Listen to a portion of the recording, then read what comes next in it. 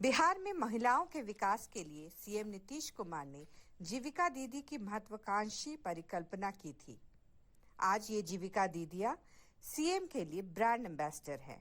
वर्तमान में राज्य में करीब 1,40,00,000 जीविका दीदियां हैं। इसके माध्यम से नीतीश कुमार ने ये बड़ा दांव खेला है।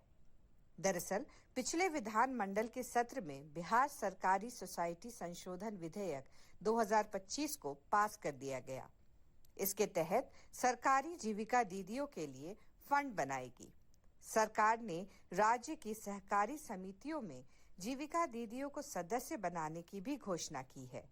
साथ ही कोऑपरेटिव चुनाव में भी जीविका दीदियों को वोटिंग का अधिकार दिया गया है। जानकारी के अनुसार बिहार में 10,63,000 जीविका स्वावलंबी समितियों के सदस्यों को सहकारी समितियों में सदस्य की मान्यता दी है।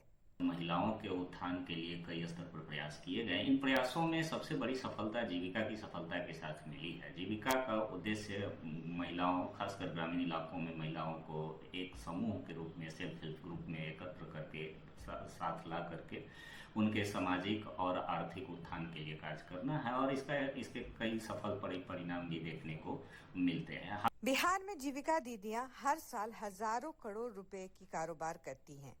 कोऑपरेटिव बैंक खोलने से जीविका दीदियों को आसानी से लोन मिल सकेगा। इससे व्यापार को आसानी से बढ़ाया जा सकेगा। जीविका की दीदियां आज बैंकिंग कार्यों में दक्ष हो गई हैं। वे जीविका के वैकल्पिक बैंकिंग मॉडल के तहत 56 बैंक सखियों के माध्यम से ग्राहक सेवा केंद्र की स्थापना करके ग्रामीण क्षेत्रों में वित्तीय लेन देन का काम कर रही हैं। जीविका के सखी मॉडल के तहत मछली पालन, मधुमक्खी पालन जैसे बड़े काम किए जा रहे हैं। और इस परियोजना के कारण उनकी जो लोन पे निर्भरता थी, जो इनफॉर्मल सेक्टर पे थी, वो काफ़ी घटी है।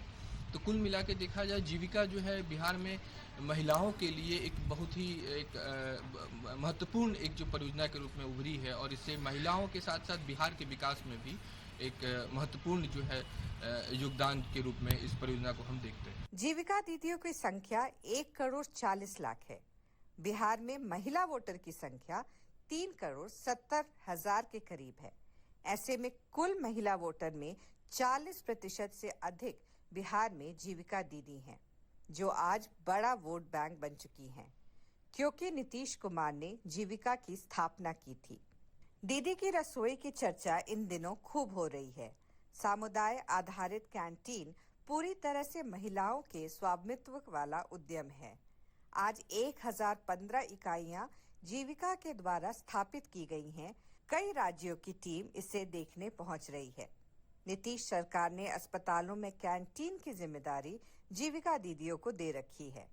कई सरकारी दफ्तरों में भी कैंटीन की जिम्मेदारी जीविका के पास ही है। घरेलू मैंने जैसे अपना काम करते थे, उसके बाद थोड़ा सा सिलाई मशीन आदि घर में चलाते थे और उसके बाद समूह से जुड़ी, जीविका से समूह से जुड़ के, और उसके बाद समूह में 10 रुपया भरती थी, उसमें समूह में जुड़कर, और उसके बाद यहाँ दीदी की रसोई में फार्म भराया, फिर उसके बाद फार्म के ट्रेनिंग किए, उसके बाद यहाँ तक ले आए।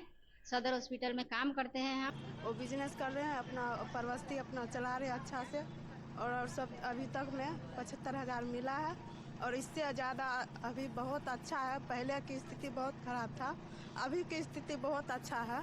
खाते पीते हैं और अच्छा से रहते हैं। स्कूलों के मिड डे मील की जिम्मेदारी भी जीविका दीदी को देखने की तैयारी हो रही है। इसके अलावा आंगनबाड़ी केंद्र में 50 लाख से अधिक बच्चों के ड्रेस की जिम्मेदारी भी जीविका दीदियों को दी गई है। बिहार में सुधा बहुत फेमस कोऑपरेटिव संस्थान है और अब उसी तर्ज पर जीविका दीदी भी दूध का व्यवसाय करेंगी। सरकार ने यह फैसला भी ले लिया है।